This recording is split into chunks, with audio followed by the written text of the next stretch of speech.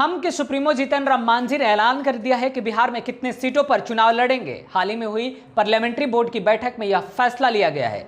जी हाँ, नमस्कार, मैं हूं अभिषेक तिवारी, आप देख रहे हैं बिहार बानी। बिहार में विधानसभा चुनाव की तारीखों का ऐलान हो गया है। ऐलान होने के बावजूद भी तमाम जितने भी राजनीतिक दल हैं उनके द्वारा अभी अपने उम्मीदवारों को लेकर कोई भी पत्ते खोलना नहीं चाहता है। इसी बीच हम के सुप्रीमो और बिहार के पूर्व मुख्यमंत्री जीतन राम मांझी ने ऐलान किया है कि वो कितने सीटों पर चुनाव लड़ेंगे, उनकी पार्टी कौन कौन से विधानसभा क्षेत्रों पर चुनाव लड़ेगी। अब ऐसे में देखिए, सबसे बड़ा दिलचस्प बात तो यह है कि एनडीए में भी अभी सीटों के मसले को लेकर पूरी तरीके से सुलझाया नहीं गया है।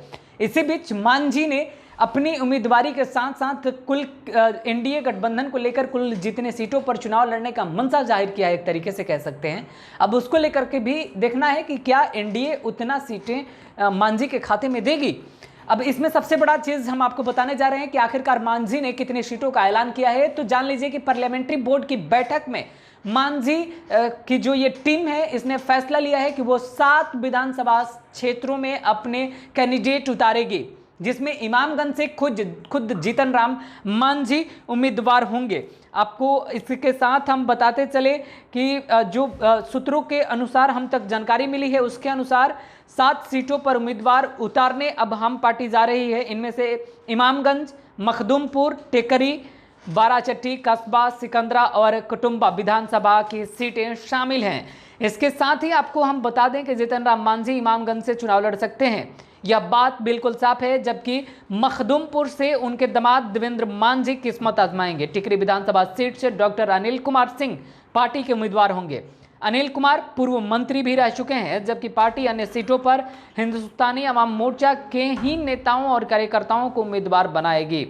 आधिकारिक तौर पर अब तक उम्मीदवारों के नामों का घोषणा नहीं की है पार्टी के द्वारा, लेकिन जिस प्रकार से मांझी ने 7 सीटों का ऐलान किया है, अब यह देखने वाली बात है कि जदयू क्या 7 सीटें मांझी के खाते में देती है।